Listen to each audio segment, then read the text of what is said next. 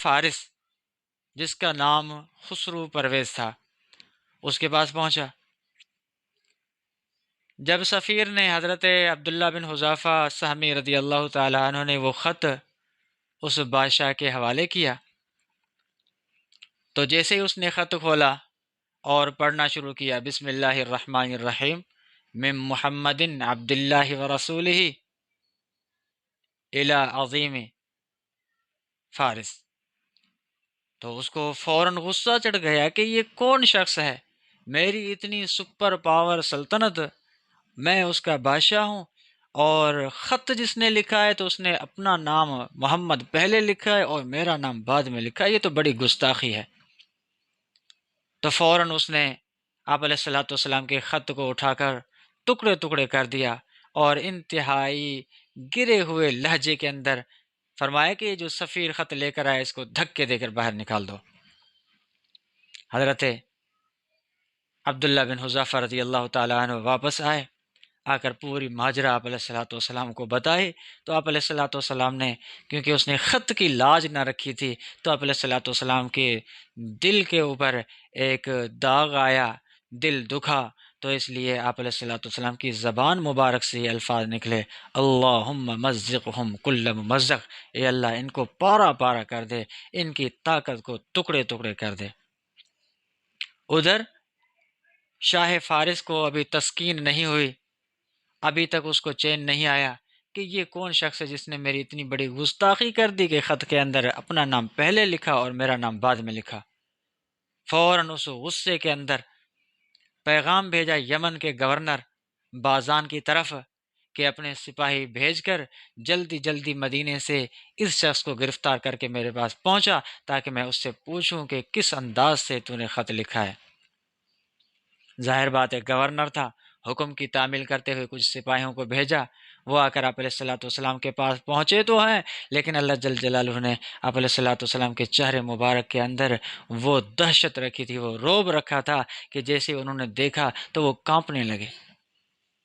کانپتے کانپتے۔ بہرحال ظاہر بات ہے ایک سپر پاور طاقت، سپر پاور سلطنت کے بادشاہ کا حکم تھا، اگر نہیں دیتے تو مرتے ہیں،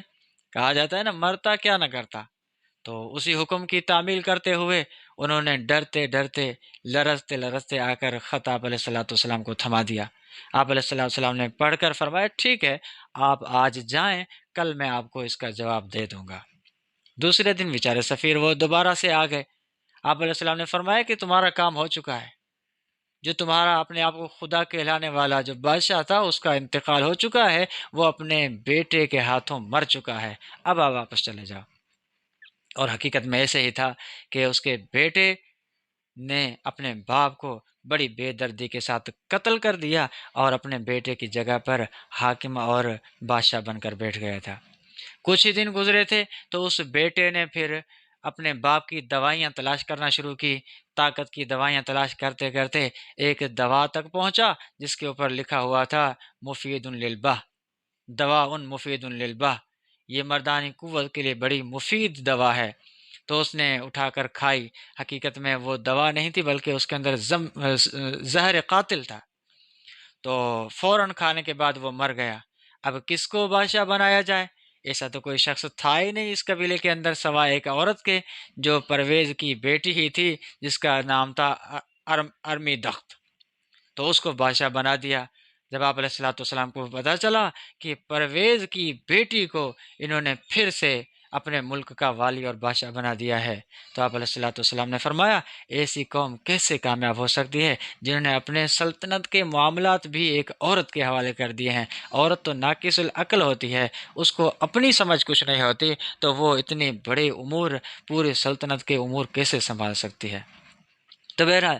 جن بادشاہوں نے آپ علیہ الصلوۃ والسلام کے خط کا ادب کیا، احترام کیا اور اس کو قبول کیا، تو دنیا کے اندر بھی وہ کامیاب ہو گئے، تو آخرت کی کامیابی یقین ہے۔ لیکن جن لوگوں نے آپ علیہ الصلوۃ والسلام کے خط مبارک کی بے احترامی کی، گستاخی کی، وہ آخرت کی ناکامی تو یقیناً ہے، لیکن دنیا کے اندر بھی وہ ناکام ہو کر عبرت کا نشانہ بن گئے۔ اللہ جل جلالہ ہمیں آپ علیہ الصلوۃ والسلام کی طرف سے جو ملے احکام ہیں ان تمام احکامات کے اوپر مکمل عمل کرنے کی توفیق عطا فرمائے۔ آخر دعوانا ان الحمد للہ رب العالمین.